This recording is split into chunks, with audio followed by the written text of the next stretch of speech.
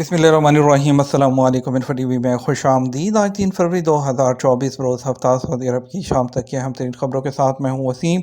अगर आप भी सऊदी अरब के अगर मुल्क की हैं, इन्फो टीवी को सब्सक्राइब करें, बेल आइकन को प्रेस करें। आज के न्यूज़ बुलेटिन को मुकम्मल देखें। शुरू करते हैं पहली खबर के साथ।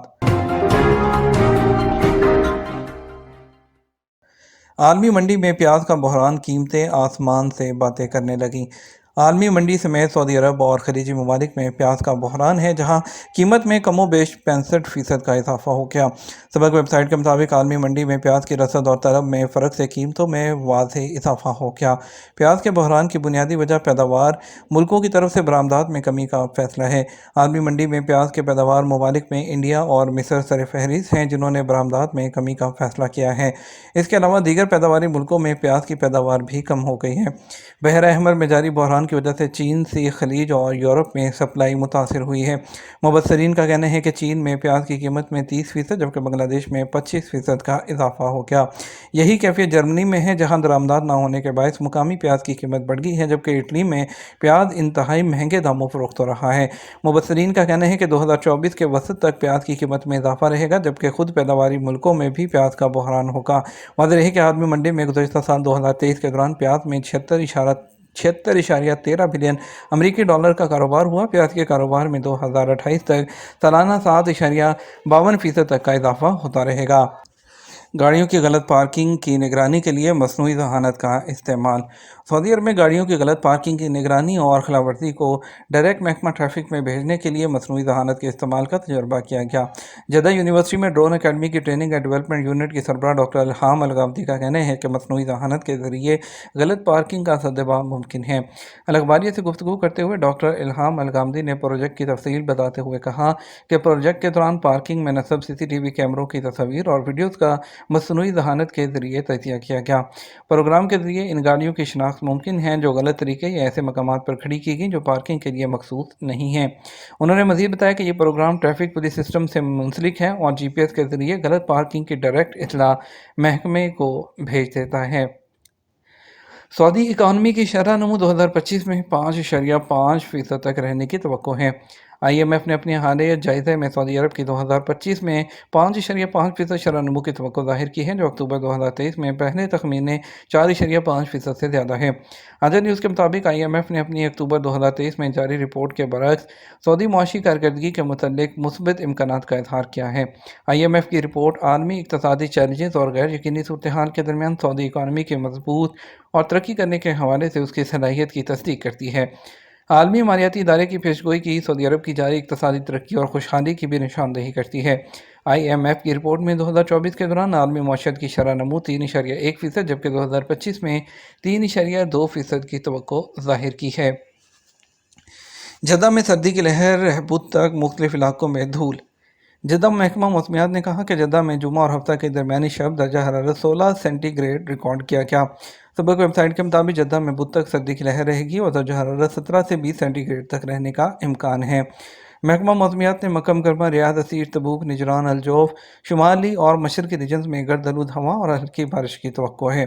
सबक वेबसाइट के मुताबिक महकमे ने कहा रियाद रीजन में अल रेन, अल कविया, हफीफ, वादी अल-दवासर में शाम 6 बजे तक गर्द रही।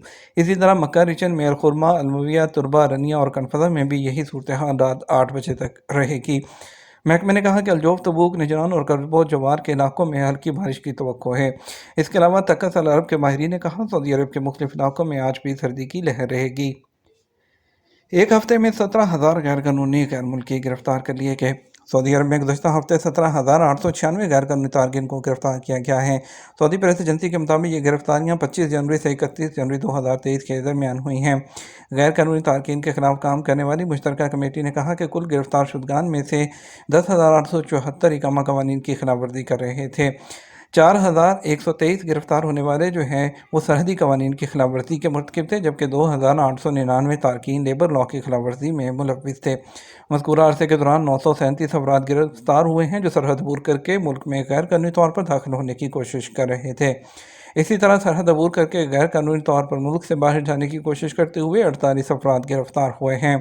कमेटी ने कहा गैर कानूनी तारकीन को सहूलतें देने पर भी 7 अफराद को गिरफ्तार किया गया है।